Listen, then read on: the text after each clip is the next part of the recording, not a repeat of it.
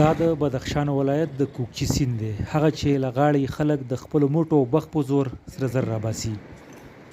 ساده ماشین خو کړاوې حوصله غواړي.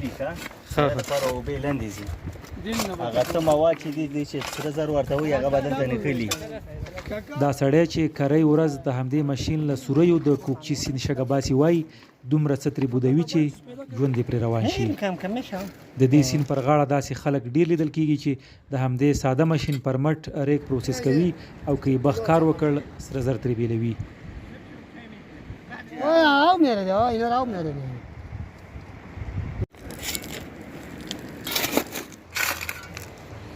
د بخت او تالې لوبه دا خلک همدا شګه یا ریک په همدغه ماشین کې وراچوي او د بخت او تالې سره سم ته سره زر یا طلا کاږي. معلومه ده چې د ورځې په وروستیو کې بخت څومره کار کوي.